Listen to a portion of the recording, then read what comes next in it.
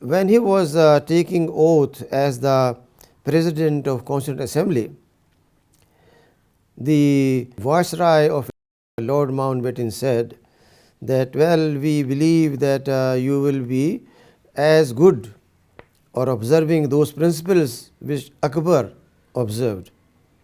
And Jinnah Sahab became a bit emotional on that. He was not an emotional person, very cool person. Having heard that, he put the speech on side and then said, the tolerance and goodwill that great Emperor Akbar showed to all the non-Muslims is not recent origin. It dates back 13 centuries ago, when the Prophet, peace be upon him, not only by words but by deeds treated the Jews and Christians after he had conquered them with the utmost tolerance and regard and respect for their faith and belief. The whole history of Muslim where they rule is replete with those human and great principles which should be followed and practiced. So he just responded immediately and corrected him.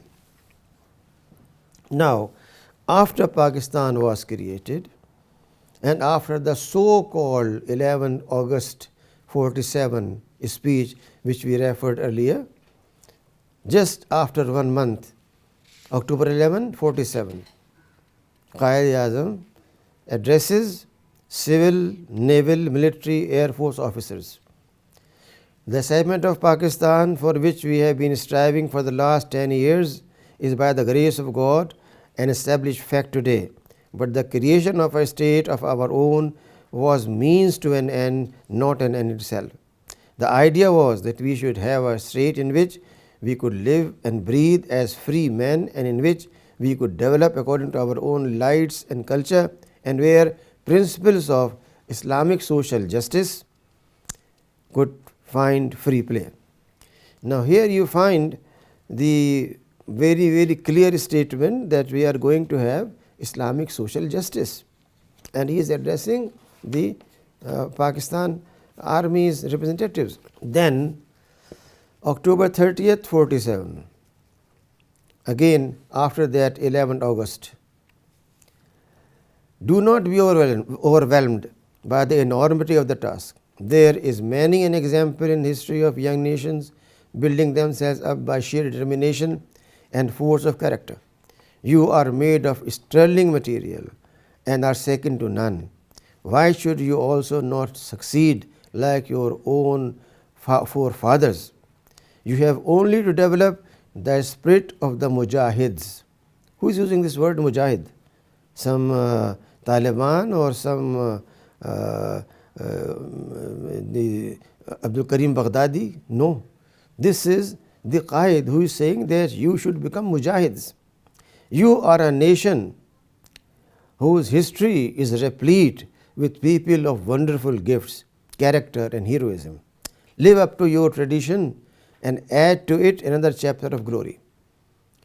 All I require of you now is that every one of us to whom this message reaches must vow to himself and be prepared to sacrifice his all, if necessary, in building up Pakistan, a bulwark of Islam, a fortress of Islam, and as one of the greatest nations whose ideals is peace within and peace without.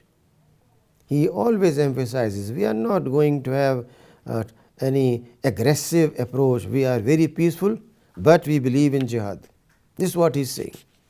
And this is what he is addressing youth, youth rally in Lahore University Stadium. Then we find that in Sibbi Darbar, again it is post August 11. It is my belief that our salvation lies in following the golden rules of conduct set for us by our great lawgiver, the Prophet of Islam. Let us lay the foundations of our democracy on the basis of true Islamic ideals and principles. Our Almighty has taught us our decisions in the affairs of state shall be guided by discussion and consultation. If someone is quoting from the Quran and saying again and again that our ideal is Prophet, we follow him in everything, what does that mean? He is using double speak, or he is telling his mind? If you look for the continuity from 1943 till he passed away, there is only one approach, and that is Islamic social justice, Islamic principles, Islamic system, Islamic way of life, and so on and so forth.